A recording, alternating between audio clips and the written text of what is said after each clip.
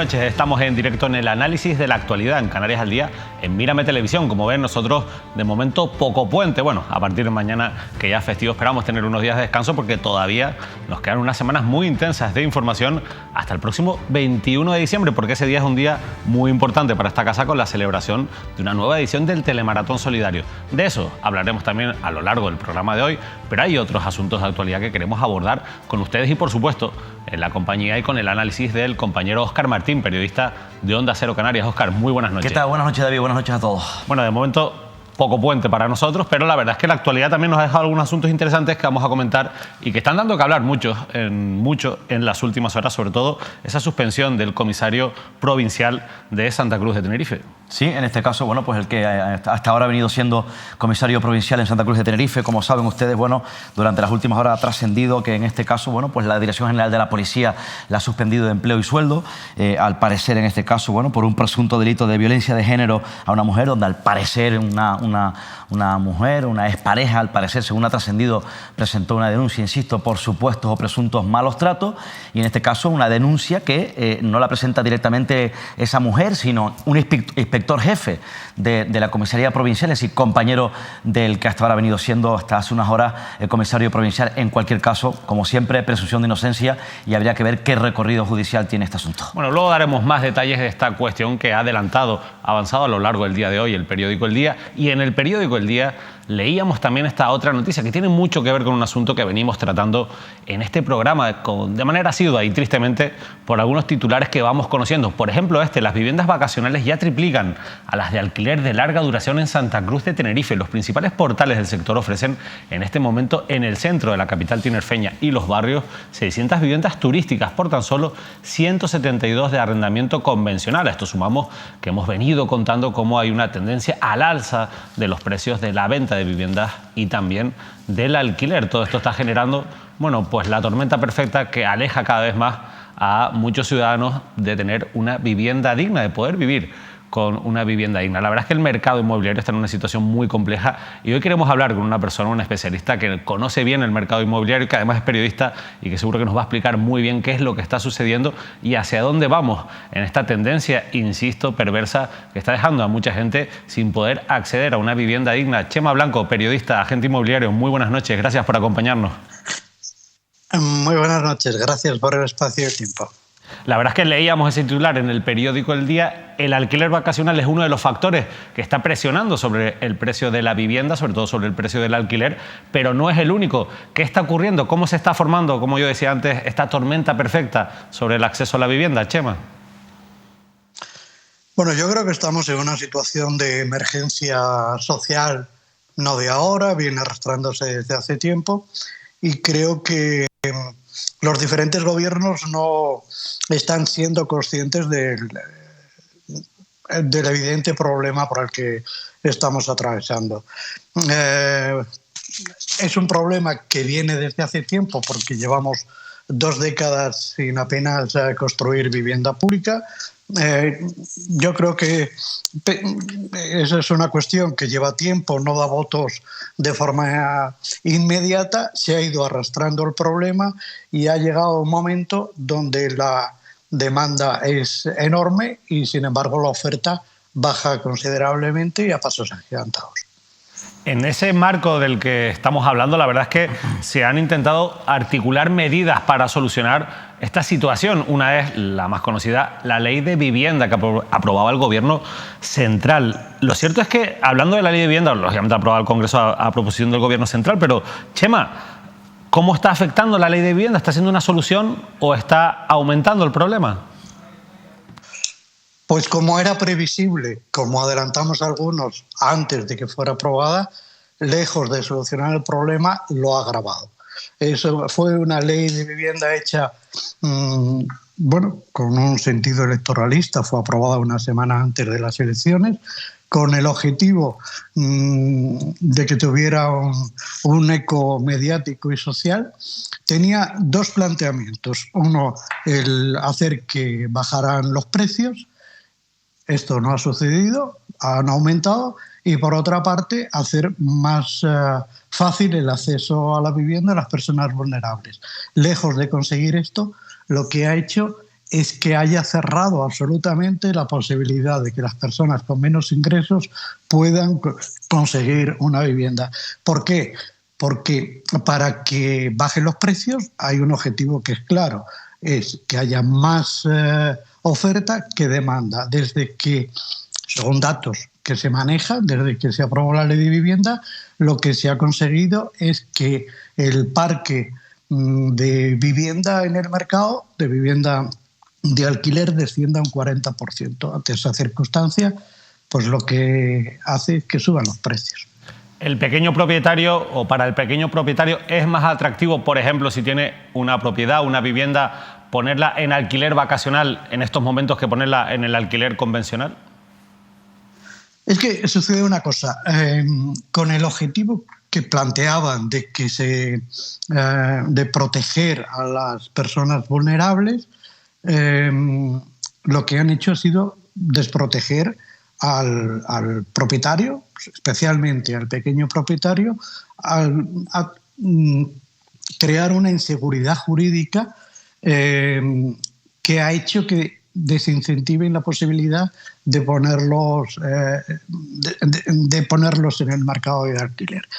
¿Por qué? Porque existe el riesgo de que una persona que pierda su trabajo o que pueda estar en una situación vulnerable pueda estar 2 años sin pagar, sin que el propietario pueda cobrar ese dinero, 2 años o incluso más, porque se dice o hasta que se encuentre una solución habitacional.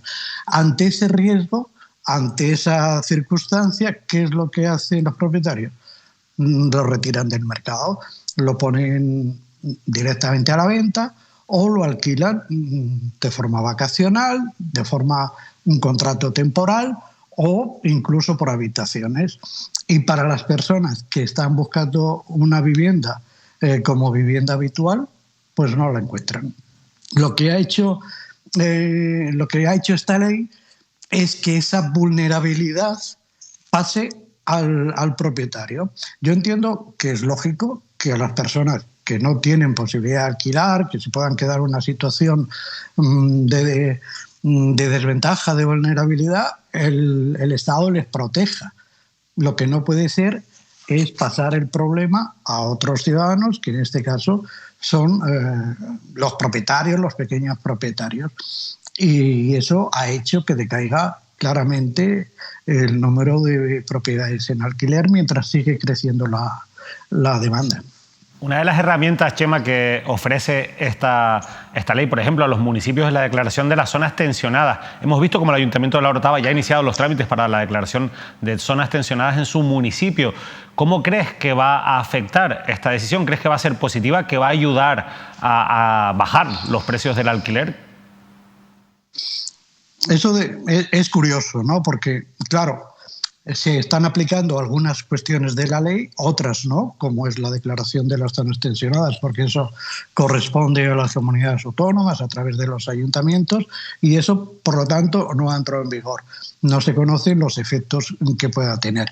Curiosamente, hay algunas comunidades autónomas que han recurrido la inconstitucionalidad y está todavía pendiente. El Gobierno de Canarias pretendió o anunció que iba también a recurrir al Tribunal Constitucional, el PP y Coalición Canaria, que está en el gobierno, y curiosamente en el pleno del Ayuntamiento de La Orotava han votado a favor de declarar zona tensionada.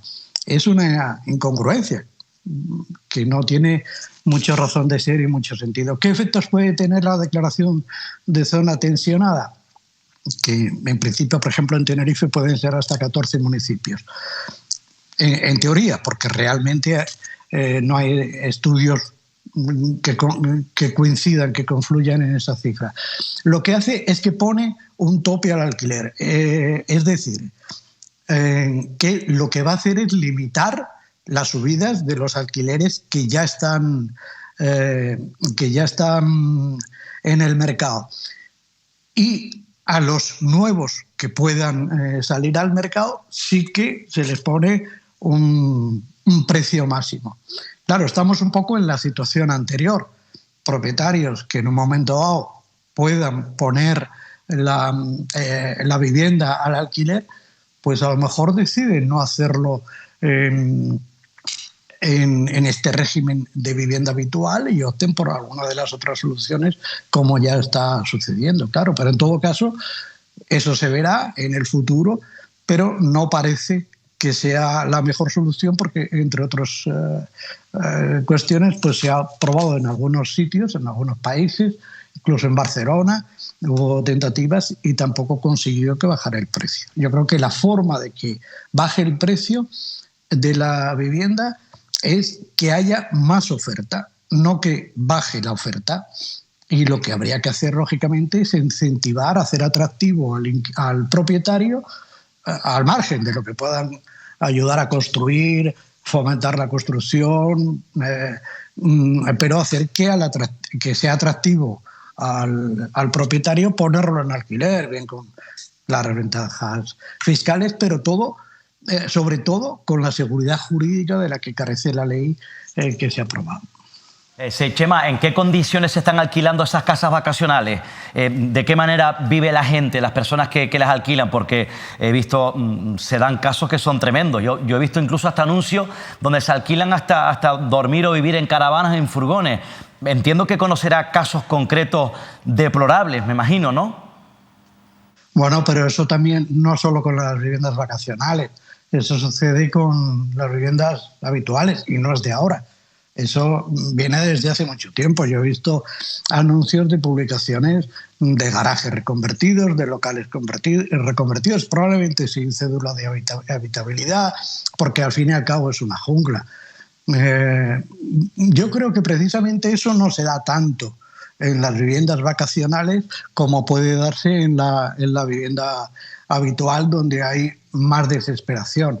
Las viviendas vacacionales, teóricamente digo, deben cumplir una serie de requisitos mínimos. Porque claro, se habla mucho de regular la vivienda vacacional, que está el Gobierno de Canarias acaba de realizar una consulta pública, pero la verdad es que la vivienda vacacional tiene una regulación legal desde el 2015. Otra cosa es que se hagan leyes que luego ni se cumplen ni se hacen cumplir. Porque es evidente que muchas de las viviendas vacacionales no cumplen con los requisitos que se piden en la ley. Ya por último, me imagino que habrá, Chema, propietarios que suben los precios de los alquileres de las viviendas en general. Entiendo que muchos de ellos con una exigencia, es decir, porque entiendo que además habrá temor de muchos propietarios a las ocupaciones de manera ilegal, ¿no? A los ocupas de esas casas que alquilan, y entiendo además también que por eso suben de manera excesiva los precios a la hora de alquilar las casas, ¿no? No tanto por la ocupación, porque la ocupación en realidad es escasa. Sucede más en las viviendas vacías. En las viviendas vacías, ahí está un gran drama que ninguno de los gobiernos quiere hincar el diente y poner el problema. Estamos hablando de que se enfoca mucho el problema de las viviendas vacacionales, que legales, por decir de alguna forma, hay unas 47.000 en Canarias, pero no se habla ni la mitad de las 210.000 viviendas vacías que tenemos en Canarias. 110.000 en la provincia de Santa Cruz, 100.000 en Las Palmas. Santa Cruz está en la cabeza de toda España. Viviendas que se consideran vacías porque no tienen consumo eléctrico. No estamos hablando de una segunda vivienda. Y la gran mayoría pertenecen a bancos y a fondos de inversión. Quizá por ahí habría que empezar. Lo que sí están haciendo los propietarios, y por eso decíamos que se cierra la posibilidad de que las personas vulnerables alquilen, es que ante el riesgo de que una persona caiga en esa situación en la que le protege la ley, pueda estar sin pagar durante bastante tiempo, porque además la vulnerabilidad la tiene que demostrar el propietario. Con lo cual, todos son más líos. Lo que sí hacen es elevar el nivel de exigencia para entrar en la vivienda. Entonces, una persona sueldo, como tenemos los salarios que hay aquí en Canarias, una familia normal, pues directamente rechazada. ¿Por qué? Porque ante cada vivienda que sale hay 100, 200, 300 personas, según el precio, que optan a la vivienda. Entonces el propietario elige entre las personas que les ofrecen más garantías económicas, avalistas, etc. Incluso se da la circunstancia, y esto es muy habitual, de personas que vienen de fuera, extranjeros, o personas que vienen a buscar trabajo, vienen con dinero ahorrado y ofrecen pagar, por ejemplo, 1 año por adelantado o 6 meses por adelantado. Ante eso, lógicamente, una familia local no puede competir y lógicamente, quedan desprotegidos y quedan fuera de ese mercado. Y como hay tanta demanda, por cada oferta se están produciendo de una forma constante pujas. Es decir, puede salir al mercado un piso por 800, 900 euros, las visitas se encuentran en una situación desesperada, tienen la posibilidad económica de optar a ella y ofrecen más dinero, se alquilan por 900 o por 1000. Pero no siempre es el problema, es decir, hay muchas personas que nos llaman, que les ayudemos a buscar vivienda porque no encuentran y que tienen sueldos muy altos, funcionarios, puesto garantizado, y tampoco lo consiguen porque sencillamente no hay. El problema es que no hay oferta.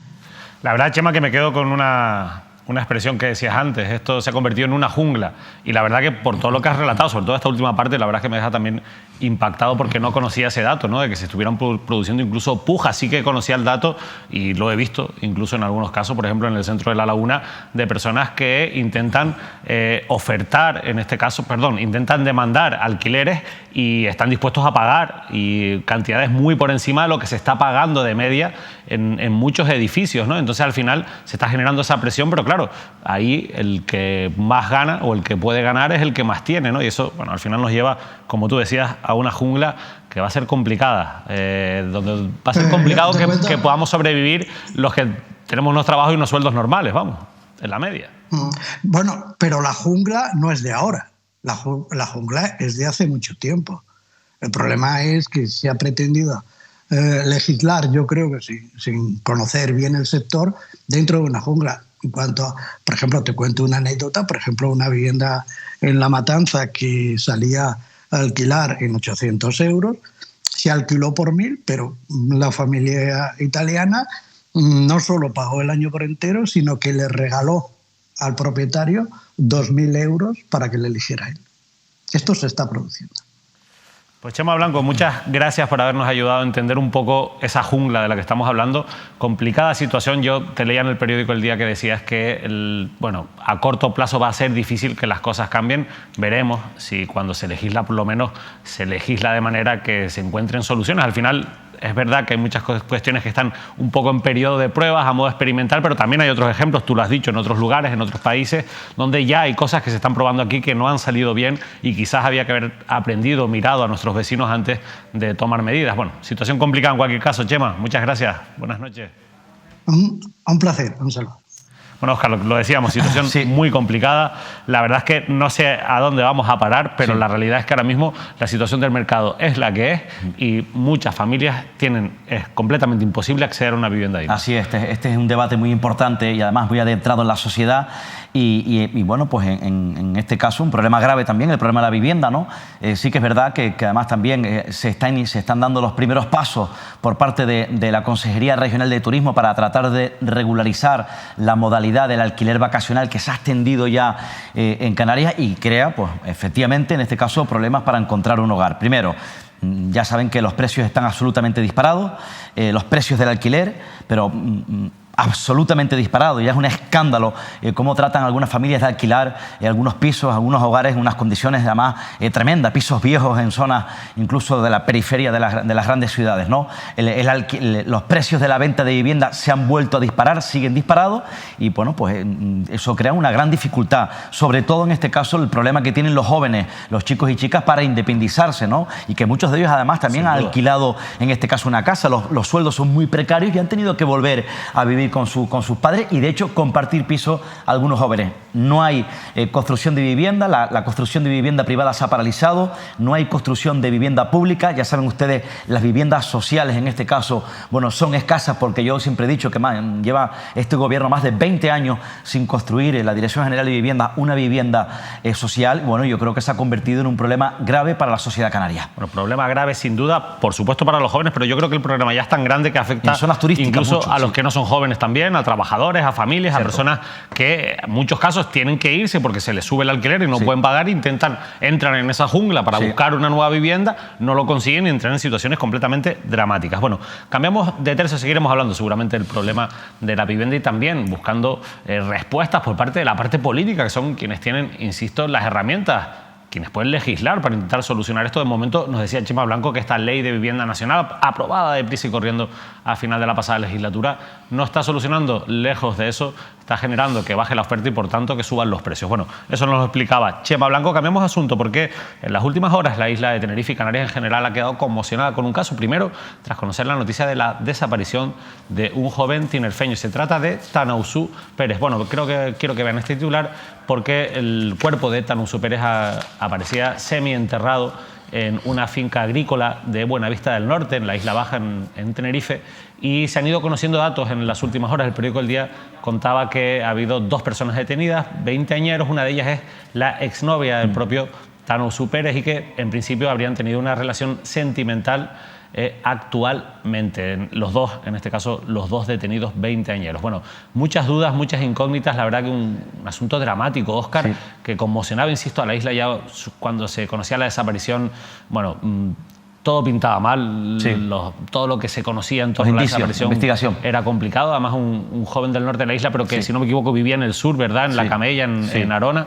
Y al final, bueno, dramático final. Sí, esto es una investigación que ha llevado la Policía Judicial de la Guardia Civil de la Benemérita. Como decía, Tanausú Pérez, natural de Buenavista del Norte, en la isla de Tenerife, apareció ayer. Fue cuando se localizó el cuerpo tras haber desaparecido. Llevaba algo más de una semana desaparecido en Buenavista del Norte. Y bueno, pues como decías, David, apareció semienterrado en una explotación agraria, tremendo, ¿no? Impresionante, cerca del cementerio municipal de esta localidad tinerfeña. En estas últimas horas conocimos la detención por parte de la Guardia Civil de dos jóvenes detenidos, de 20añeros, según ha trascendido, y bueno, donde al parecer estas 2 personas mantienen una relación, los 2 detenidos, y donde al parecer ella pudiese haber sido la pareja en su momento sentimental del propio Tanausú Pérez. Bueno, pues aquí se está investigando un presunto delito de homicidio. Habría que ver en qué circunstancias y habría que ver el motivo, el fin, el móvil, insisto, de este presunto, de este supuesto asesinato a este joven tinerfeño, donde saben ustedes también que la Guardia Civil, repito, la Policía Judicial continúa barajando varias hipótesis y continúa con la investigación para tratar de aclarar los hechos, repito, de este suceso que ha conmocionado, como decías, David, a Tenerife y a Canarias. La verdad es que la familia daba las gracias incluso a los cuerpos de seguridad por cómo habían llevado por en la este caso, rapidez, la agilidad, la investigación. Un caso muy difícil. Sí, un caso complicado, pero la verdad es que es sorprendente que, insisto, se ha llevado con rapidez, se ha llevado bien por parte de los cuerpos y fuerzas de seguridad, y la realidad es que, bueno, hay diversas hipótesis, ahora se está investigando en diferentes líneas. Se ha descartado, por ejemplo, que esto sea un ajuste de cuentas que tenga que ver con drogas. Parece que está más cerca de quizás una cuestión relacionada con esas relaciones sentimentales, ese crimen pasional, claro, se baraja esa posibilidad. Bueno, hay varias hipótesis, de cuentas, es complicado, pero bueno, seguramente si se sigue investigando como se ha hecho hasta ahora, probablemente se sepa en breve y veremos qué ocurre también con esas 2 personas que de momento ya han sido detenidas. Bueno, hablando de los cuerpos y fuerzas de seguridad, la verdad es que hoy ha ocurrido un auténtico terremoto en la isla de Tenerife, alrededor o en torno a la figura del ya excomisario provincial de la Policía Nacional, que ha sido suspendido por una denuncia por malos tratos. Es la noticia del día, la adelantaba precisamente el rotativo tinerfeño, el periódico El Día. La denuncia la presentó un inspector contra el que el denunciante ha tenido conflictos en varias tareas de investigación. Esto al final está sacando a la luz también una guerra soterrada dentro del propio cuerpo de la Policía Nacional. Luis Felipe San Martín Fernández Marcote fue nombrado a finales de 2021 en este puesto. La verdad es que una situación complicada. La autoridad judicial también ha decretado una orden de alejamiento de 500 metros respecto a la víctima, Óscar. Complicado porque los asuntos y las denuncias por malos tratos son asuntos sensibles. Sí. Hay que mantener, por supuesto, la presunción de inocencia, como tú decías con anterioridad, pero también es verdad que hay una presunta víctima que ha decidido dar ese paso. También es verdad que los hechos a los que se refiere la denuncia son de 2021, si no me equivoco, y que quien presenta la denuncia con la persona con la que se pone en contacto la presunta víctima... Un inspector jefe de la policía que al parecer tenía, en este caso, conflictos, malas relaciones con el propio comisario, y al parecer, en este caso, según ha trascendido, conozco lo que ha trascendido, es quien se pone en contacto con la expareja, con esta mujer que le cuenta esa situación, y es el propio inspector jefe de Santa Cruz de Tenerife quien presenta esa denuncia contra el comisario provincial. Además, según ha trascendido, se le ha retirado el arma reglamentaria después de que el atestado policial haya sido instruido por la Brigada Provincial de la Policía Judicial de Tenerife, que ha sido enviada a la autoridad judicial para la práctica de las diligencias pertinentes. Insisto, hablamos de un supuesto caso, un presunto caso de violencia de género, pero curiosamente, bueno, ocurrió al parecer en el año 2021 y es ahora, después de varios años, cuando presenta la denuncia.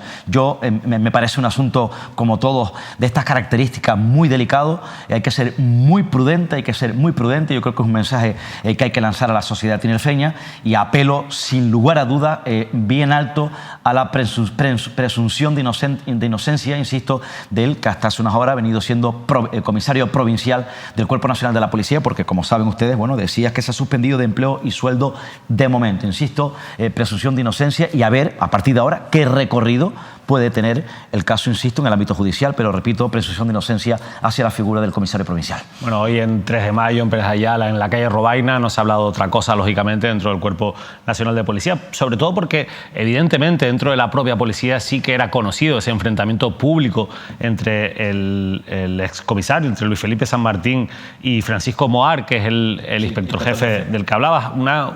Una pelea que nació también en torno al caso Mediador, cuando incluso la propia Fiscalía y el juez instructor, la jueza instructora perdieron la confianza en el propio inspector jefe, que a su vez había sido denunciado por un presunto acoso laboral dentro del área de delitos informáticos.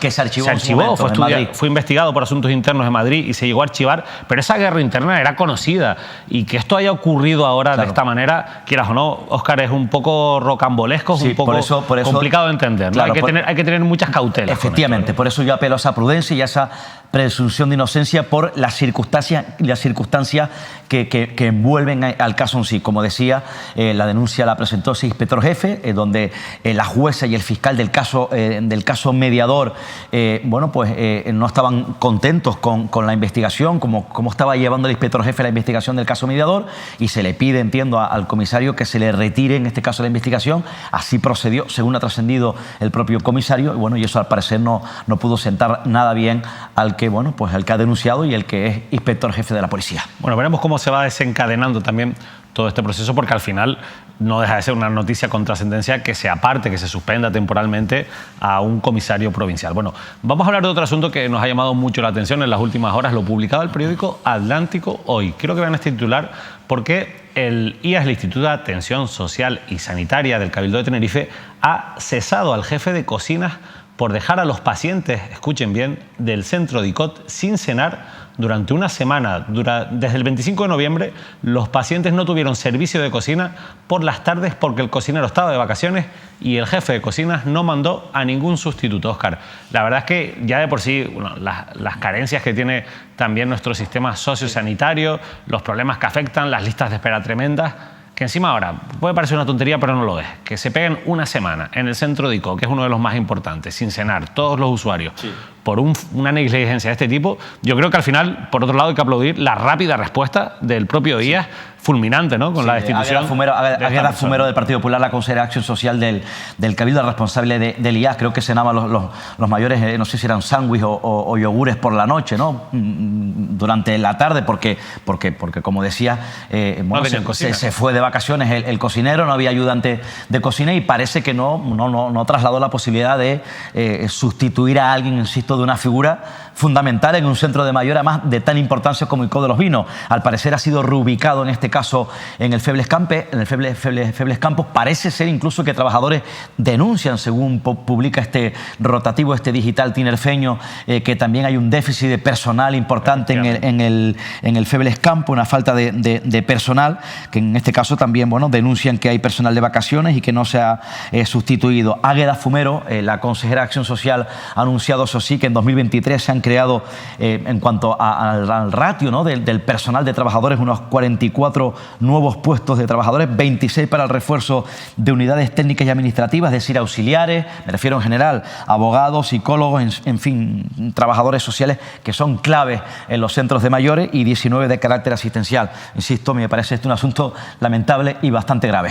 Bueno, un asunto bastante grave, pero insisto, yo creo que es de reconocer esa rápida reacción que ha tenido en este caso la dirección de Elías para, bueno, destituir a este jefe de cocina por esta negligencia que evidentemente no se puede pasar en un centro con habiendo personas vulnerables y con tantas necesidades, ¿no? Bueno, vamos a hablar ahora de la Radiotelevisión Canaria, que hoy ha sido noticia por cuestiones ajenas a lo que nosotros vamos a comentar, pero que también ha llamado mucho la atención, un ataque informático que han sufrido los servicios informativos de la Radiotelevisión Canaria. Nosotros aquí nos queremos solidarizar con los compañeros y compañeras porque la verdad es que ha sido un día durísimo para ellos, complicadísimo a la hora de poder sacar adelante la programación habitual. Pero bueno, la Televisión Canaria, como saben, está inmersa en un importante debate a raíz de que el Gobierno de Canarias haya colocado al frente como administradora general a María Méndez, una miembro del propio Ejecutivo Autonómico, es directora general de Relaciones Exteriores, dependiente del área de presidencia, y que va a ser la encargada, con mayores potestades que las que tenía el anterior administrador único, Paco Moreno, de dirigir el ente público durante la presente legislatura. Bueno, este miércoles, estaba aquí en Mírame Televisión Alfonso Cabello, que es viceconsejero de Presidencia del Gobierno de Canarias y portavoz del Ejecutivo Autonómico. Le preguntamos por el nombramiento de una miembro del Gobierno para dirigir la Televisión Canaria y por la posible imagen de politización que se puede dar, bueno, con esta noticia. Así nos contestaba Alfonso Cabello. El modelo que se está aplicando en la televisión canaria mismo es el mismo que tiene la televisión estatal. Lo que se trata es de poner encima de la mesa un gestor de reconocido prestigio propuesto por este gobierno y aprobado por la mayoría del Parlamento de Canarias, y a partir de ahí... Una persona de su confianza. Vamos a simplificarlo un poco, Alfonso. Cuando toque analizar un asunto, imagínese que hay un escándalo muy grave que afecta al presidente del Gobierno de Canarias, a Fernando Clavijo. ¿Qué va a decir la administradora general que estaba en un puesto de dirección general del Gobierno, nombrada cercana del área de la propia presidencia, que es de la confianza del presidente? ¿Va a decir, oye, hasta el final con este asunto vamos a informar de esto, o va a tirar del freno de mano? Por supuesto que va a decir hasta el final de esto, porque para eso hay... Dentro de la estructura, pues tienes la jefatura de informativos, tienes la dirección de la radio, tienes una serie de mecanismos, yo creo, que se ha puesto encima de la mesa en muchas ocasiones. Pero es que es más, te voy a decir, Francisco Moreno, que era el anterior administrador único de la Televisión Canaria, continuó trabajando con este equipo de gobierno. Paco Moreno, yo creo que todavía estaría hoy con nosotros trabajando, si no fuera, porque bueno, ha recibido una oferta para seguir fuera. Yo creo que en este caso de lo que se trata, de verdad, me gustaría intentar despolitizarlo un poco, y creo que el perfil de María Méndez en este caso es de los perfiles más ejecutivos de los que podíamos haber tirado para que pudieran ser planteados al Parlamento de Canarias como una de las mejores alternativas, y que sea el Parlamento quien lo apruebe. Bueno, pues ese era Alfonso Cabello. La verdad es que yo, escuchando a Alfonso Cabello, analizando un poco su respuesta, yo no sé ni si el propio Alfonso Cabello se cree lo que está diciendo, porque al final, obviamente, a nadie se le escapa que se ha nombrado una persona de la máxima confianza y que tenemos muchísimos episodios también en esta última etapa, incluso en la que nosotros hemos dicho muchas veces que hubo un avance en esa pluralidad de la propia televisión canaria, pero son infinitos prácticamente los ejemplos que tenemos de intervenciones políticas, digamos, en los contenidos de la propia televisión y radiotelevisión pública. Bueno, veremos. Como decíamos el otro día, Óscar, toda la confianza del mundo y toda la suerte para María Méndez, pero yo creo que el problema no va a ser tanto María Méndez, sino las personas que pueden estar detrás, que al final son quienes la han colocado ahí, ¿no? Claro, los altos cargos, ¿no? Los que pueden presionar o tratar de influenciar a la figura de María Méndez. Ahí está su responsabilidad, su independencia a la hora de asumir esa figura recién creada para estar al frente del ente público Radiotelevisión Canaria. Es verdad que lo que sí llama la atención es que, bueno, que María Méndez viene de ocupar un alto cargo de ese mismo gobierno de Coalición Canaria Partido Popular, viene de ocupar un alto cargo en la cuota de Coalición Canaria como directora general de Acción Exterior. Ya es verdad, la presidencia del gobierno, claro, la presidencia del gobierno directamente de Fernando Clavijo. Bien, es verdad que ya también en anteriores gobiernos asumió responsabilidades en el Ejecutivo, como por ejemplo estuvo al frente de una empresa importante económicamente como Promotur, que depende de la Consejería de Turismo. De hecho, estuvo en la época en la que, si no me equivoco, Yaisa Castilla era era consejera de Turismo del Gobierno Autónomo y además también ha tenido otras responsabilidades en el Ejecutivo Regional. Es economista, hay quien la califica como una buena gestora, tiene una buena trayectoria, tiene un buen currículum, insisto, eso es importante, eso es una base importante para ella, pero sí que es verdad que bueno, María Méndez se ha movido además también en el entorno muy cercano, en el círculo muy cercano, en este caso de Coalición Canaria y de la figura de su máximo responsable, presidente del Gobierno, Fernando Clavijo, pero insisto, yo como decía el otro día, le deseo los mayores éxitos, la mayor suerte del mundo por el bien del ente, por el bien de los trabajadores y por el bien de los canarios, y confío en este caso que vaya a ser una buena labor, pero sobre todo con mucha independencia.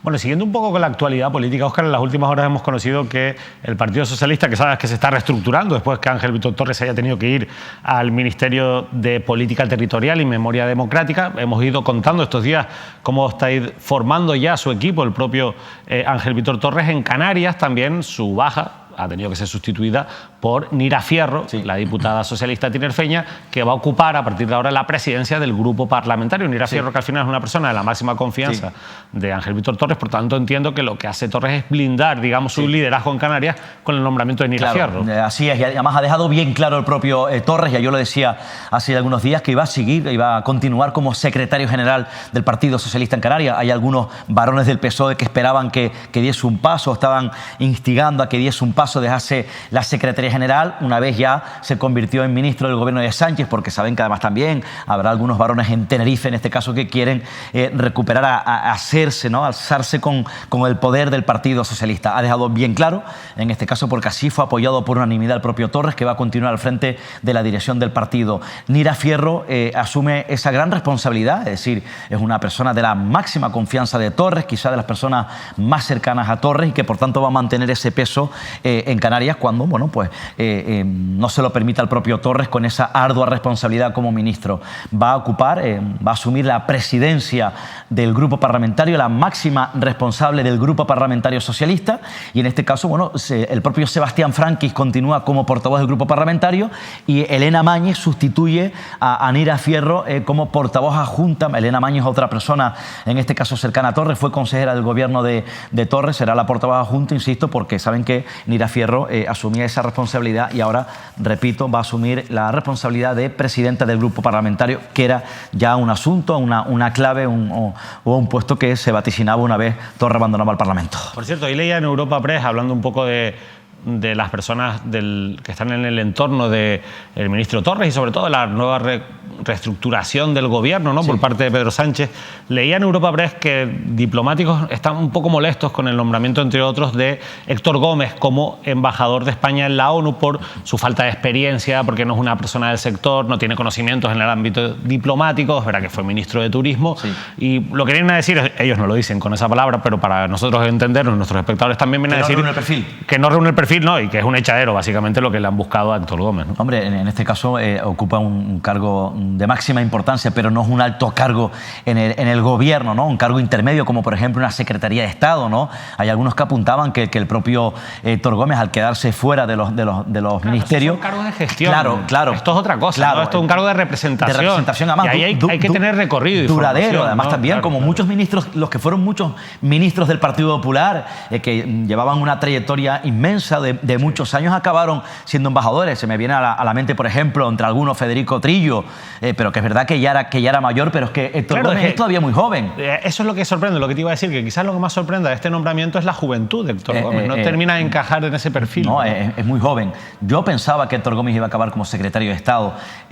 Ya saben que además también ocupó una alta responsabilidad al principio, antes de ser portavoz, en la anterior legislatura, que estuvo al frente de la dirección de TUI, de Turismo Internacional.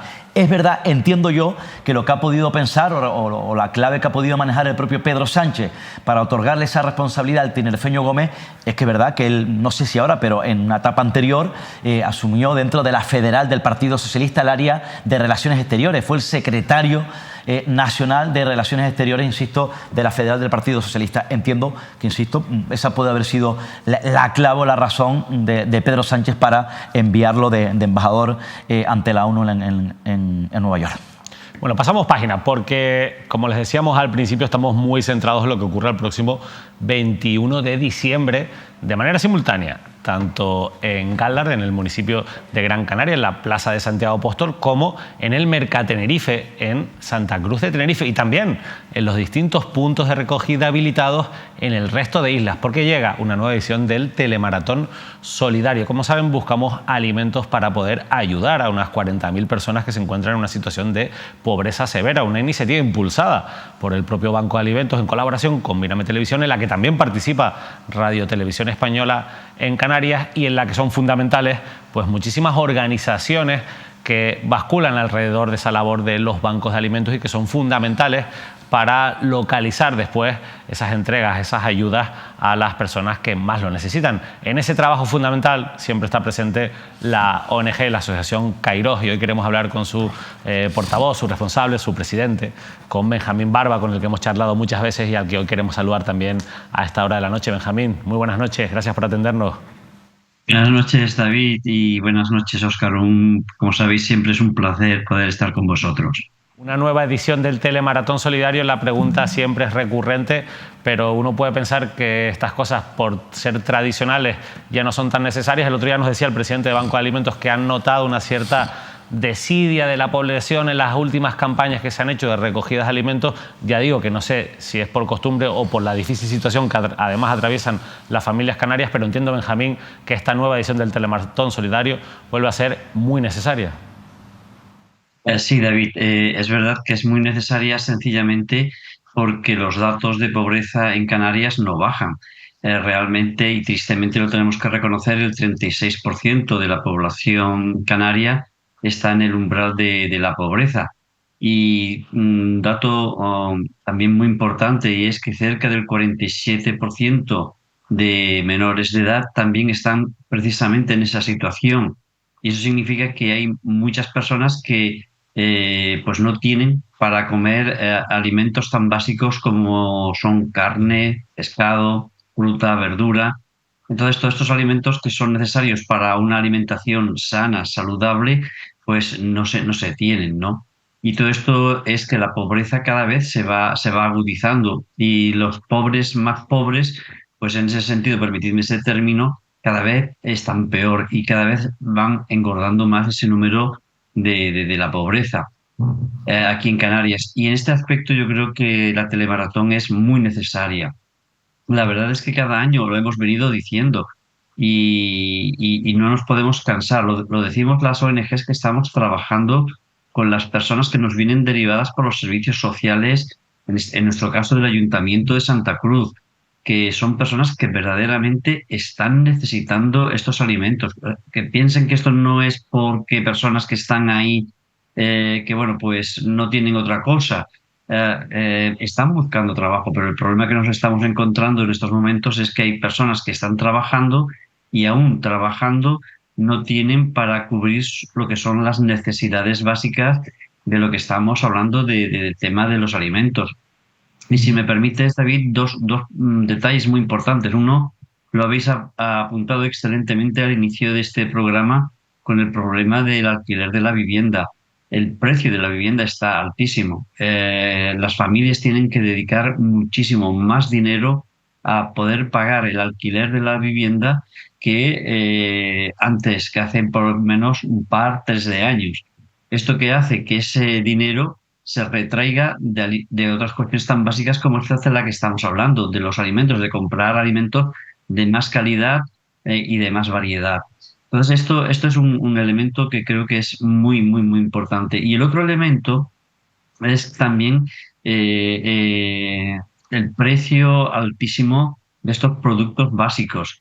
Simplemente una ilustración para que los oyentes lo puedan entender y que posiblemente ellos lo hayan visto. Nosotros a principios de este año estábamos comprando la leche a como unos 50 céntimos. En la actualidad estamos pagando a 95 céntimos. Esa subida, casi el doble, está afectando a muchas personas. Estamos hablando de un alimento tan básico como es el tema de la leche.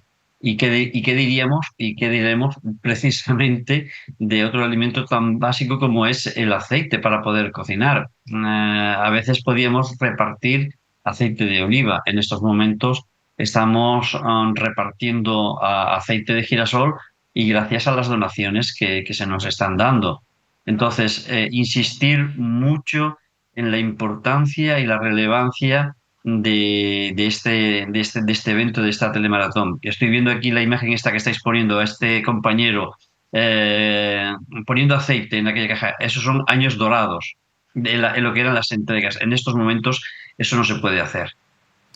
Entiendo, por tanto, Benjamín, que hay algunos productos que llegaban habitualmente y que ahora no están llegando. Yo creo que es importante insistir en ello porque yo creo que es un mensaje también que hay que trasladar. ¿Qué es lo que más necesitan ahora, en este momento? ¿Qué es lo que más se demanda y no están consiguiendo, bueno, poder tener para dárselo a las personas necesitadas?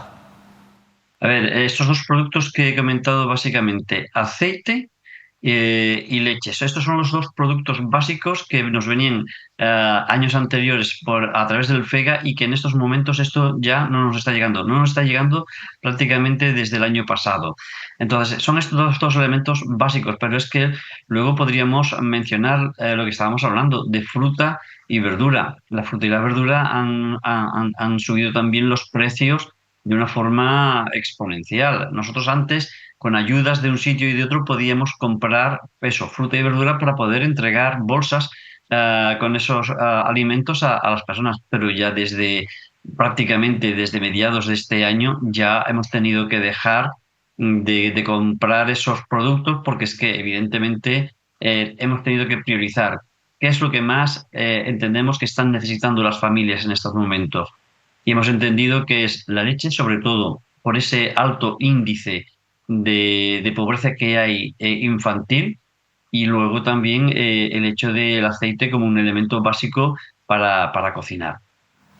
La verdad que situación complicada, Óscar. Sí, a mí, Benjamín, siempre me ha llamado poderosamente la atención algo que ha recordado, es decir, que a mí me parece tremendo, es que los servicios sociales de los ayuntamientos deriven a las personas a los colectivos sociales, porque están absolutamente saturados. Yo creo que eso es un hecho insólito. A mí me llama la atención, repito, esa circunstancia. Pero yo le planteo, ¿y la administración, los ayuntamientos, los cabildos, el gobierno autónomo colabora económicamente con ustedes, con los colectivos sociales, teniendo en cuenta la sobrecarga y la falta de capacidad, porque están ustedes efectivamente desbordados para asumir, para entregar alimentos y ayudar a tanta gente? Gracias, Óscar, por esta pregunta que es muy pertinente. A ver, en estos momentos, y nos duele decirlo, realmente la única ayuda que estamos recibiendo económica para poder comprar alimentos es a través del Cabildo de Tenerife. El año pasado tuvimos una subvención muy importante y en estos momentos también estamos recibiendo otra ayuda, y gracias a esas ayudas podemos estar comprando estos alimentos tan básicos. Pero el ayuntamiento hace lo que él considera, derivando a nuestras entidades las personas a las que ellos consideran que podemos ayudarle nosotros, pero del Gobierno de Canarias yo tengo que confesar que nosotros para este tipo de ayudas específicamente no hemos recibido. Las últimas ayudas que recibimos fue en la época de la pandemia, en la que se estuvo comprando fruta, verdura, huevos y queso a los empresarios que trabajan en este sector, para que toda esa alimentación no se fuera a la basura, porque no se podía recoger. Era el tiempo en el que estábamos, si os acordáis, confinados. Desde entonces, prácticamente estamos hablando desde el 2020, nosotros no hemos recibido ayuda económica o en especie para recibir estos alimentos. Estamos hablando como asociación, y eso quiero puntualizarlo, porque posiblemente el Gobierno de Canarias esté haciendo esa ayuda a través de otros medios, ¿bien? Y lo mismo que el Ayuntamiento en este caso de Santa Cruz, que lo pueda estar haciendo esa ayuda a través de otros medios, sea directamente al Banco de Alimentos o lo que ellos consideren oportuno. Pero las ONGs, en lo que yo sé, no estamos recibiendo de estas dos administraciones ayudas económicas directas para los alimentos. Solo en estos momentos el Cabildo de Tenerife. Por último, ¿hay alguna? Ustedes trabajan especialmente en la isla de Tenerife. ¿Hay alguna? ¿Cuáles son las zonas de la isla más acuciadas, más donde se está agudizando más las dificultades económicas, donde trabajan ustedes más? ¿Área metropolitana, sur de Tenerife? Bueno, yo creo que esto como se dice, va por barrios. En la zona en la que nosotros más conocemos es en la zona de Añaza y de donde también nosotros en la zona donde estamos. Gladiolos, García Escames, Tío Pino, son zonas que siempre han sido zonas obreras y que toda esta situación económica, aunque ya venimos arrastrando desde hace bastantes años, de ahí que surgiera la telemaratón, lo único que hace es agudizarlo, cada vez es peor. Aprovechando que está en directo, señor Barba, ¿qué mensaje daría, qué le diría esta noche a toda la población canaria que está expectante de cara a esa cita del 21 de diciembre, la necesidad que tienen las familias? Porque daba un dato demoledor, 36% de la población canaria en umbral de la pobreza. ¿Qué le diría a usted a esta hora de la noche? Que básicamente hoy son otras personas las que pueden estar formando parte de ese 36% y de ese 47% de menores, pero que mañana podemos ser usted, podemos ser yo, pueden ser nuestros hijos o nuestros nietos en mi caso, que nos podemos ver en esta situación muy complicada y muy difícil. Canarias y Tenerife siempre ha sido muy solidaria y así se ha demostrado a lo largo de todos estos años con la telemaratón. Y creo que en este año tenemos que hacer nuevamente un ejercicio de traer pues la botella de aceite, la botella de leche o lo que bien podamos traer para poder ayudar, porque cualquier día nos puede tocar a nosotros y a nosotros nos gustaría que nos pudieran ayudar. Nos pudieran ayudar porque lo vamos a estar necesitando. Pues bien, eso es lo que hoy está pasando con más de 40.000 personas aquí en Canarias y este es el propósito de esta telemaratón. Desde aquí, mucho ánimo al equipo de Mírame, al equipo de Telemaratón, porque un año más lo vamos a conseguir. Lo vamos a conseguir, estamos seguros de ello y sobre todo gracias, por supuesto, al equipo de Mírame Televisión que año tras año se parte el pecho para que todo salga bien, pero esto no podría ser posible sin el trabajo de organizaciones como la Asociación Kairos. Por cierto, yo antes de despedirte, Benjamín, un mensaje también importante. ¿Cómo están de voluntarios? ¿Necesitan gente? Yo creo que al final, siempre que hablamos de este tipo de iniciativas, siempre que hablamos del trabajo que realizan, tenemos que poner en valor que esto no sería posible sin tantos voluntarios, que además muchas veces suelen ser personas que conocen esa realidad porque han pasado por ella y se han concienciado hasta el punto de querer ayudar a los demás. ¿Cómo están de voluntarios? ¿Necesitan más manos en la asociación, Benjamín? Muchas gracias, David, por esta pregunta. Pero de momento, gracias a Dios, tenemos personas suficientes. La verdad es que nosotros hemos tenido, yo entiendo que la bendición, ¿no?, de tener personas muy estables que han venido y que han tenido muy claro desde el principio esta labor. Evidentemente, el equipo se va renovando, como se dice, de semana en semana o de mes en mes, porque hay personas que no pueden venir siempre. Pero siempre hemos tenido un buen surtido y una buena plantilla. En el sentido futbolístico y en ese sentido cuando hacen falta personas simplemente tengo que ya levantar el teléfono y ya tengo a 4 o 5 personas ya dispuestas ahí a sustituir a aquellos que no pueden venir esta semana. Entonces, en nuestro caso estamos bien, pero seguro que hay otras ONGs que lo necesitan. Pienso especialmente las personas que deseen hacer voluntariado. Pueden hacer, por ejemplo, en este caso, en contacto con el Banco de Alimentos o con la Oficina del Voluntariado del Cabildo de Tenerife, donde hay más de 300 ONGs que pueden ofrecerles la oportunidad de poder hacer voluntariado en muy diversas áreas de lo que es el voluntariado y de ayuda a otras personas. Pues dicho queda, Benjamín Barba, de verdad, como siempre, un placer. Muchas gracias y buenas noches. Buenas noches, Óscar, y buenas noches, David. Gracias a vosotros. Bueno, muchísimas cosas interesantes las que nos ha contado Benjamín, pero obviamente a nosotros se nos enciende esa chispa periodística cuando escuchamos, por ejemplo, la respuesta que te daba una de tus preguntas, Óscar. El gobierno de Canarias no les ha dado ayudas desde 2020, desde la pandemia, directamente a las ONGs, a las asociaciones como Kairos. Pero luego, curiosamente, los ayuntamientos derivan a las personas, a los usuarios de servicios sociales, a los colectivos sociales, ¿no? A mí me parece esto un síntoma de que parece a veces la sensación es que no es una prioridad la pobreza o la exclusión social para un gobierno que además lo abanderan, siempre lo han abanderado como los gobiernos de las personas. Yo nunca olvidaré cómo el Parlamento le dio la espalda a aquel famoso plan de choque, aquel famoso plan de la pobreza, que pasó por alto entre todos los diputados y diputadas del Parlamento regional. No hay otra prioridad que las personas, no hay otra prioridad que la pobreza y la exclusión social. Más de 40.000 canarios, y el dato del 36% de la población canaria es demoledor. Es terrible, se encuentra en una situación de pobreza severa. Los niños, los menores, se va agudizando la situación. Yo, desde luego, hago un llamamiento a esa fiesta de la solidaridad, 21 de diciembre, en este caso en Mercatenerife, Santa Cruz de Tenerife, en simultáneo, como saben, con el municipio de Gran Canaria de Gáldar. Es importante, insisto, en que la gente, la sociedad, la buena gente de Canarias, gente de bien, vaya a entregar, que haga un esfuerzo ese día entre las 12 y 6 de la tarde, como decía el señor Barba, productos no perecederos, alimentos, sobre todo productos y alimentos para los bebés, los más pequeños, que tienen serias dificultades, sus padres y madres. Es un dato bastante importante, insisto, para tratar en condiciones a sus bebés. Aseo, productos de aseo para los más pequeños y para todos en general, para las personas mayores, regalos, que estamos en Navidad, ropa en condiciones que sirva, que sea buena, vamos, que sea nueva incluso. Yo creo que la gente va a dar respuesta positiva a lo que yo siempre he calificado como la fiesta de la solidaridad.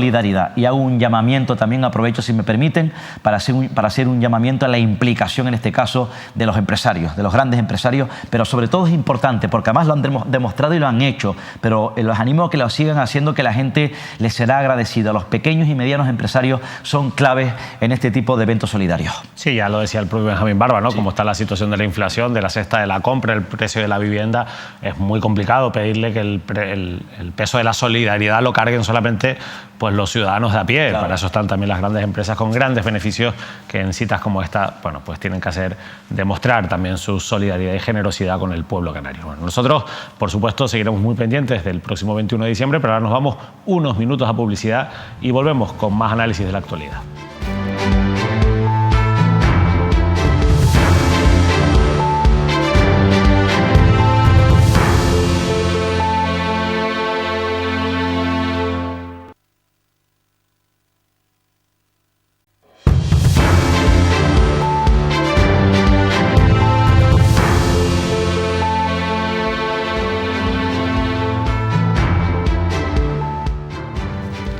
Bueno, continuamos en directo en Canarias al Día.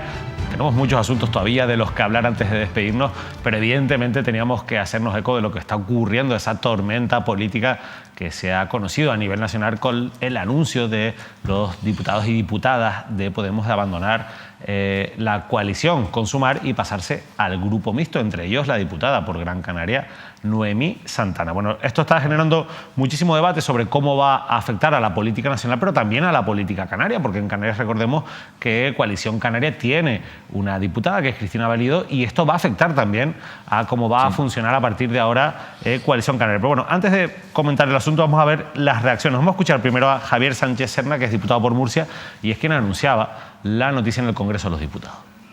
Hace algunas semanas, también lo saben ustedes, PSOE y Sumar decidieron echar a Podemos del gobierno. Nuestra respuesta fue que aceptábamos el golpe y que pasábamos página, pero que seguiríamos impulsando políticas y transformaciones valientes desde el Congreso. Esa era nuestra intención.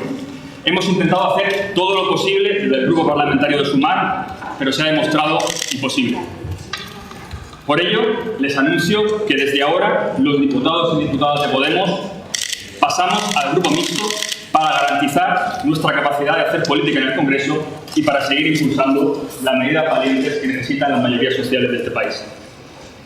Las personas de Podemos no estamos en política por conservar un escaño, ni por estar en un gobierno, ni por calentar el sillón.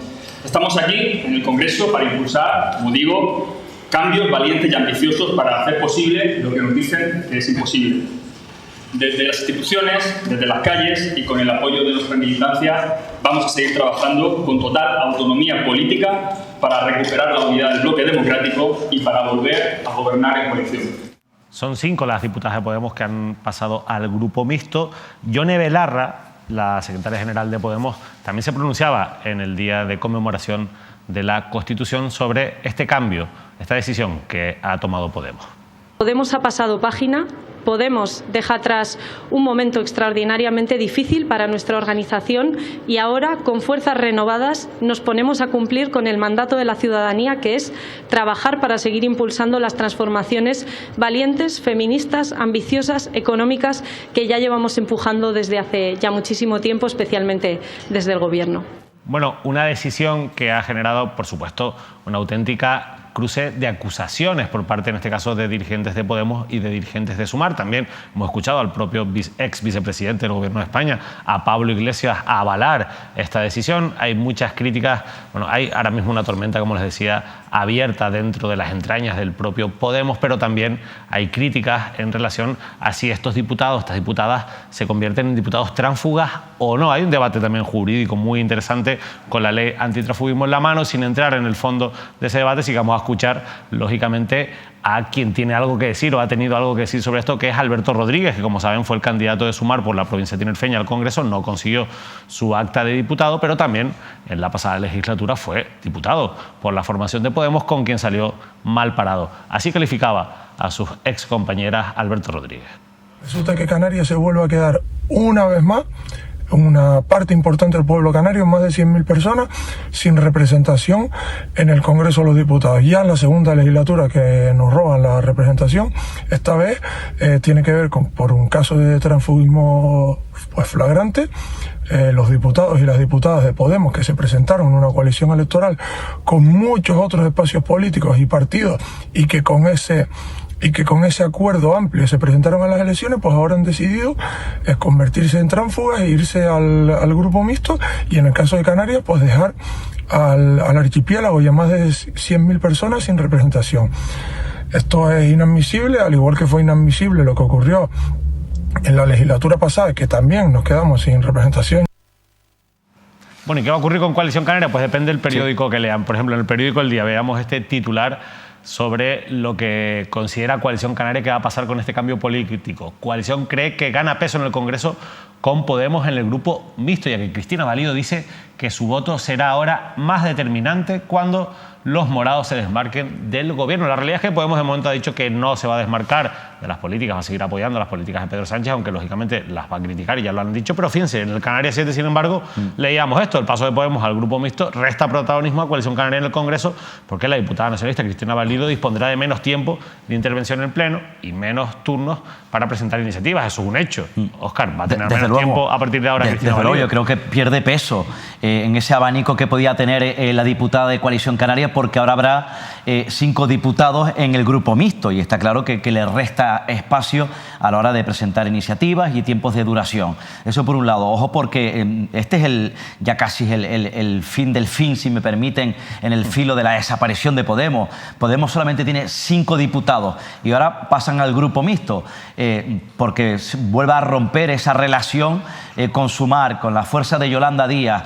Sigue rota, lamentablemente, la izquierda. En esas relaciones que se iniciaron entre Podemos y Sumar ya estaba rota, las relaciones eran tremendas, con un distanciamiento terrible, con una guerra interna terrible, y acaban de terminar. Habría que ver también el papel que va a jugar ahora en el grupo mixto Podemos, porque habría que ver qué apoyo, si votan en contra, no, por ejemplo, de la ley de la amnistía, que entiendo que al final van a votar en contra. Me llama la atención cuando dirigentes de Podemos dicen que ellos no están para ocupar sillones, pero bien que han luchado desde el minuto uno para que esa alianza de Sumar contase con ellos en el Consejo de Ministros, con las que hasta hace bien poco eran representantes del Consejo de Ministros, las 2 ministras de Podemos, que acompañaban también, en este caso, a Yolanda Díaz. A mí me parece, habría que ver también si jurídicamente, como dice Alberto Rodríguez, estamos hablando de transfugismo. Saben que Alberto Rodríguez también tiene una venganza interna contra Podemos, porque él considera que Podemos no lo apoyó. Recuerden que fue expulsado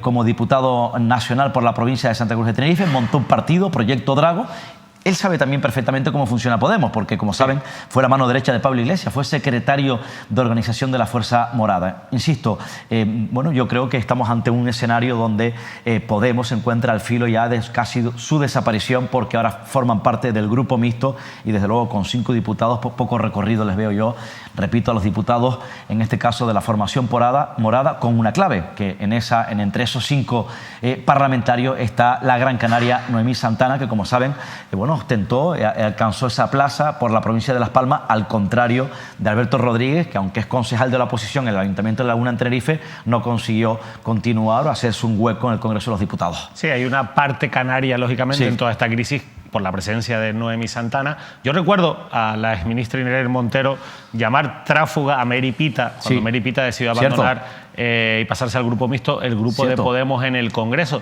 ¿Hasta qué punto se puede aplicar el mismo ejemplo o el mismo pensamiento sobre Mary Pita a lo que han hecho ahora las es exactamente igual, porque ellos dicen que no hay transfugismo, pero recuerdo, así es, que la cúpula de Podemos, solamente a una diputada, la que era diputada por la provincia de Las Palmas, Mary Pita, se marchó descontenta con Podemos, con la forma de entender la política de Podemos, y se marchó al grupo mixto en el Congreso de los Diputados. Y bueno, se le echaron encima desde la Dirección Nacional de Podemos. Después de Mary Pita fueron muchos más, sobre todo en Gran Canaria, que abandonaron esa disciplina, abandonaron la formación morada, y a partir de ahí se inició el hundimiento de Podemos en Canarias. ¿Y qué va a pasar ahora en esa izquierda alternativa en Canarias? Porque al final ha estado muy liderada por Podemos, que al final tiene las principales caras, las principales figuras de esa política de la izquierda alternativa, con muchas figuras, incluso algunas que han llegado desde Si Se Puede, con Noemí Santana, que no deja de ser la líder de la formación política en Canarias, con ese escenario que tú dibujas, ¿no?, de práctica de desapariciones. Parece lo lógico, ¿no?, que Podemos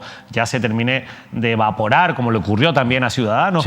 Pero es que después tenemos que en la provincia, sobre todo de Santa Cruz de Tenerife, la alternativa, la pata más cercana a Sumar era la de Proyecto Drago, que al no haber conseguido Alberto Rodríguez, su alto diputado, también se ha apagado bastante. De hecho, en el Ayuntamiento de La Laguna, además de que se ha cambiado uno de los 2 concejales, están bastante flojos, digamos, para lo que se esperaba de ellos, y da la sensación de que se está generando un vacío de izquierda alternativa que yo creo que va a ser difícil de reestructurar de cara a 2027, y ahí supongo que quien va a ganar ese terreno será el Partido Socialista. Claro, el Partido Socialista, que recupera el ala, ¿no? Se consolida aún más en el ala de izquierda en Canarias.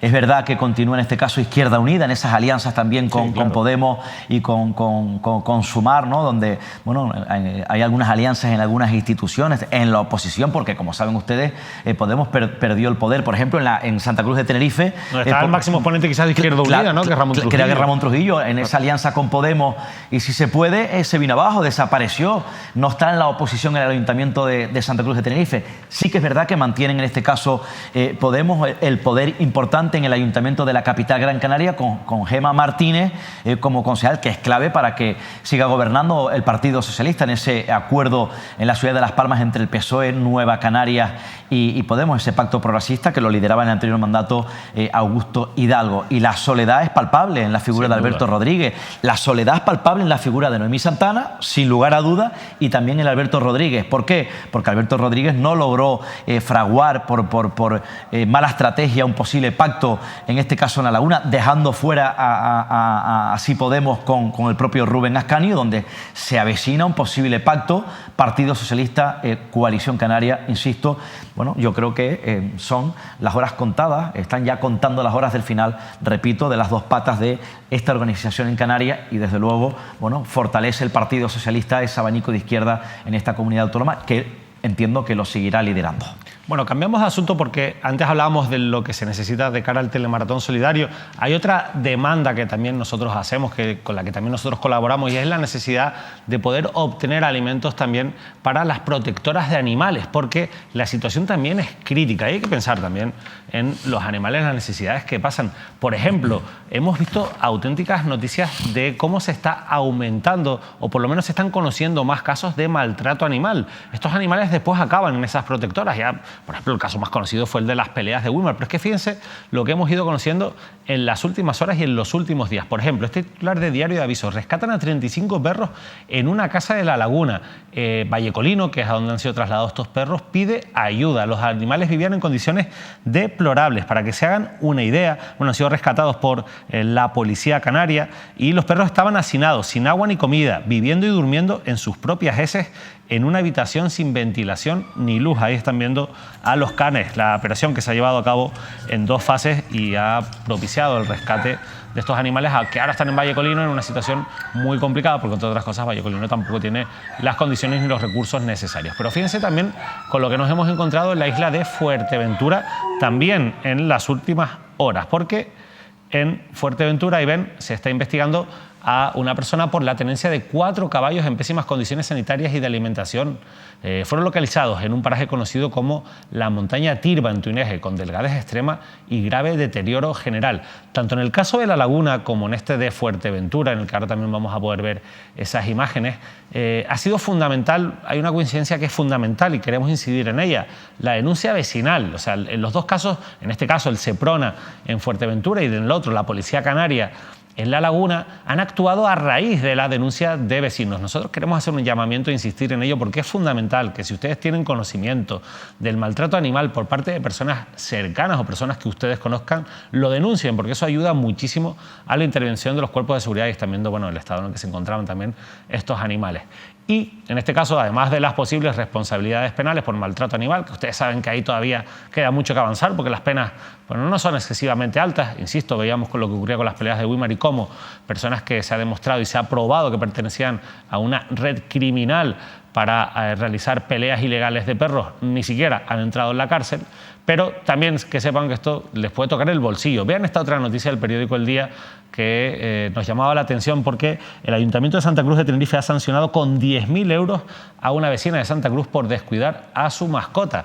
O sea, tengan cuidado, porque ya no solo la responsabilidad penal, sino también el tocarle el bolsillo a las personas que fomenten el maltrato animal. Oscar, la verdad que muchos titulares, muchas noticias que nos ponen los pelos de punta y que demuestran también la insensibilidad con los animales que tenemos en esta sociedad. Sí, todavía, ¿no? Ahí, por ejemplo, en el Ayuntamiento de Santa Cruz de Tenerife se creó ese área de bienestar animal que dirige el teniente alcalde Carlos Tarife. En otros ayuntamientos también, en este caso en Lanzarote, si no me equivoco, incluso en el Cabildo Insular de Lanzarote se ha creado una consejería, si no me equivoco, de bienestar animal. Es importante.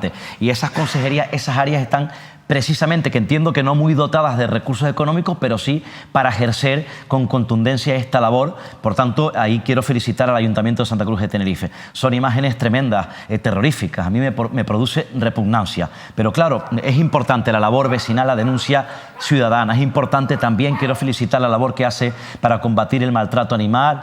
Está el cuerpo de la Guardia Civil, Seprona, también la Policía Canaria y las policías, y las policías locales. Los ayuntamientos son clave a la hora de detectar, repito, aquellos individuos, aquellos personajes que siguen protagonizando maltrato animal en todas sus vertientes, porque desde luego ver estas imágenes, estos cachorros y estos perros en estas condiciones son tremendas. Luego los caballos, es decir, el maltrato animal es muy amplio e insisto, ya yo lo dije en su momento cuando hablamos del caso de las peleas de perros, que bueno, que no tuvo que la justicia al final no actuó como tenía que haber actuado después de ese pacto con la Fiscalía, que no entraron en la cárcel. Yo creo que es un antecedente, un precedente que hay que tener en cuenta, pero hay que aplicar la normativa, la ley con todas las consecuencias. Tiene que ser dura, contundente, para una vez por todas combatir, repito, el maltrato animal. Bueno, la verdad que nosotros desde aquí, por supuesto, hacer un llamamiento a ese endurecimiento de las penas, a esa necesidad de perseguir a los maltratadores de los animales y sobre todo, bueno, pues felicitar también, como decía Óscar, a aquellos ayuntamientos, a aquellas administraciones que ponen en marcha operativos o servicios o departamentos que ayudan a combatir el maltrato animal. Es lo que ha ocurrido, por ejemplo, con el Ayuntamiento de Santa Cruz de Tenerife, que además está de manera muy activa, pues sancionando a todos aquellos casos en los que se encuentra con ejemplos de maltrato animal. Y bueno, hablando de policías locales, una noticia que quería comentar también contigo, Óscar, porque hoy nos hemos enterado, está generando también un debate intenso en las redes sociales, que la Policía Local de Santa Cruz, ya que hablábamos de policías locales, va a dejar de patrullar en la playa playa de Las Teresitas, una medida que se fortaleció sobre todo a raíz de la pandemia y que ahora, bueno, pues se ha decidido quitar ese refuerzo policial.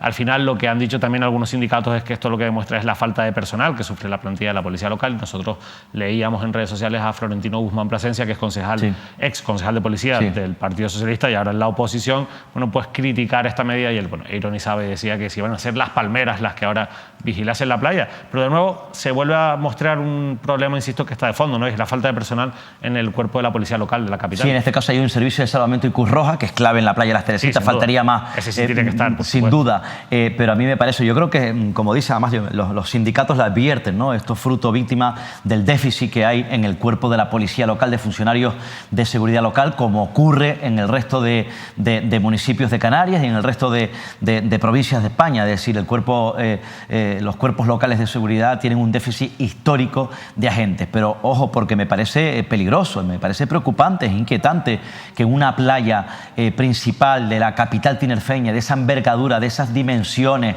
además también con los problemas de tráfico, de retenciones, de accesos para acceder a esta playa de la ciudad de Santa Cruz de Tenerife, y además también teniendo en cuenta que es una playa con servicios, con kioscos, con restaurantes. Es decir, bueno, pues ¿qué les voy a contar a los chicharreros que no sepan que durante los fines de semana, bueno, pues no es fácil acudir a la playa de Las Teresitas y bueno, pues se pone de bote en bote porque, repito, es una de las principales playas de la capital tinerfeña. Que prescinda de un servicio de seguridad, a mí me parece, en cuanto menos, arriesgado y peligroso. Sí, no sé cuál es el argumento del propio ayuntamiento para prescindir, en este caso, de la presencia de la policía local. Sí, bueno, el ayuntamiento ha dicho algo así como una reestructuración de la plantilla, pero al final, obviamente, lo que se esconde es que no tienen personal suficiente y que, evidentemente, pues han priorizado y consideran que esa no es la prioridad. Entiendo en este caso que habrá presencia, como no podía ser de otra manera, por parte de las patrullas de la Policía Nacional, pero es que en Las Teresitas... No, y la policía local también hará rondas por la zona, sin lugar a pero no tendrá su puesto permanente. Porque tenía su puesto permanente, así es, y había un equipo específico,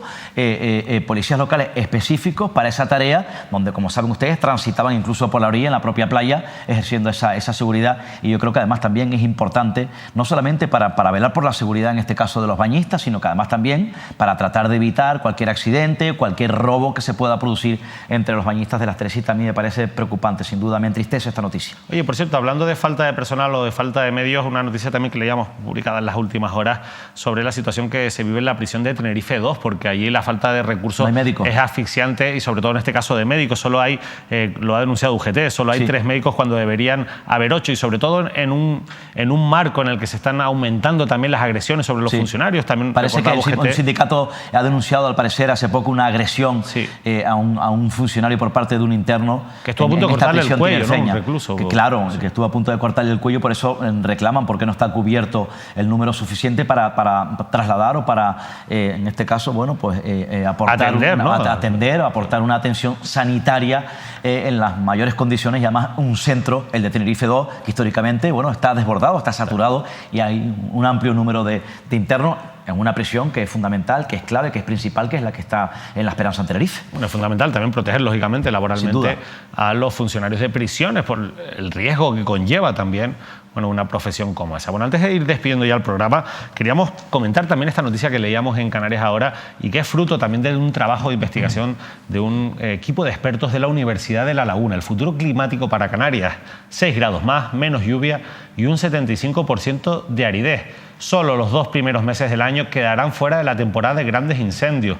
Las olas de calor serán más recurrentes y las noches tropicales aumentarán de manera notoria. Algunos efectos que ya estamos empezando a sentir, pero que se irán agravando con el paso de los años. Decía el director, el responsable de la investigación: ojalá los hechos nos demuestran que nos equivocamos, pero con los datos científicos, con los estudios empíricos que se han realizado, Óscar, este es el escenario al que nos vamos a enfrentar en Canarias. Sí, nos va a sorprender el cambio climático, los cambios de tiempo, lo estamos viviendo en Canarias. Fíjense las altas temperaturas, las olas de calor de manera persistente y frecuente que venimos arrastrando desde el verano hasta hace bien poco. Ahora ha cambiado, ha llovido, hace más frío, y bueno, es el cambio climático, y desde luego ese dato importante, ¿no? Que las olas de calor serán más recurrentes, han venido para quedarse. con todo lo que supone, ¿no? Hemos visto problemas, no tenemos en las infraestructuras educativas, por que de hecho ha obligado a la Consejería de Educación a crear ya un protocolo, está creando un protocolo porque son conscientes de que las olas de calor van a afectar, van a incidir en las infraestructuras educativas, como lo que ocurrió sin precedentes, es decir, suspender las clases lectivas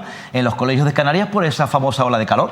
Además que genera muchos problemas a la salud, es la principal causa de muerte por causas naturales, sobre todo los mayores, por fenómenos climatológicos en este caso. Y al final eso es mayor demanda asistencial en los servicios de urgencias, por ejemplo, que están saturados.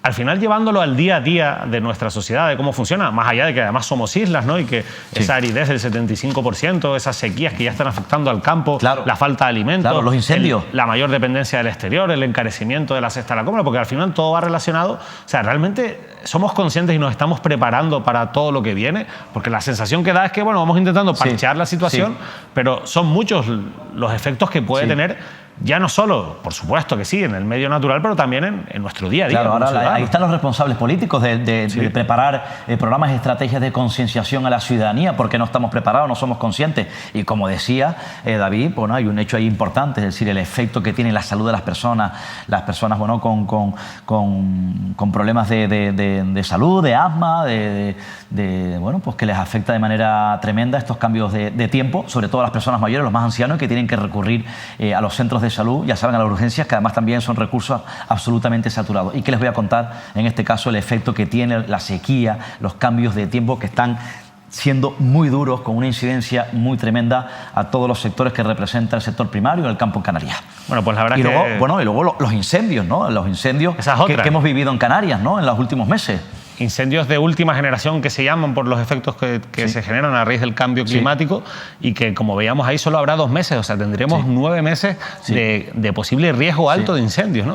Con todo también lo que eso supone. Eso va a ser tremendo. Para nuestra masa forestal, para nuestras islas, la verdad es que un escenario terrorífico, como decía el director de esta investigación. Ojalá que se equivoquen, pero tristemente creo que se van a equivocar. Nos vamos a tener que acostumbrar porque ha venido para quedarse. Sí, sin duda. Óscar, muchas gracias, la verdad que ha sido un placer. Gracias sobre todo por estar un día hoy aquí en medio del puente en esta casa, pero no podíamos faltar con nuestra cita con nuestros espectadores y la verdad es que nosotros ahora sí que vamos a descansar un poco hasta la próxima semana, pero todavía nos quedan muchos programas y muchas cosas que analizar. El martes volvemos. Sí, sin duda más. La actualidad de la información no se va de puente porque la información, como saben, no descansa y sigue siendo incesante. Buenas noches a todos. Buenas noches, Óscar Martín. El lunes, eso sí, habrá entrevista. También estará con nosotros Mario Cabrera, el diputado de la isla de Fuerteventura, que además es un histórico del partido de Coalición Canaria en la isla y nos va a ayudar a entender muchas cosas de la realidad, no solo parlamentaria, sino también de la realidad política de la isla de Fuerteventura, que como ustedes saben, bueno, pues siempre tiene mucho que comentar. Nosotros nos vamos recordándoles que es importante el apoyo que ustedes nos prestan, por supuesto el que nos prestan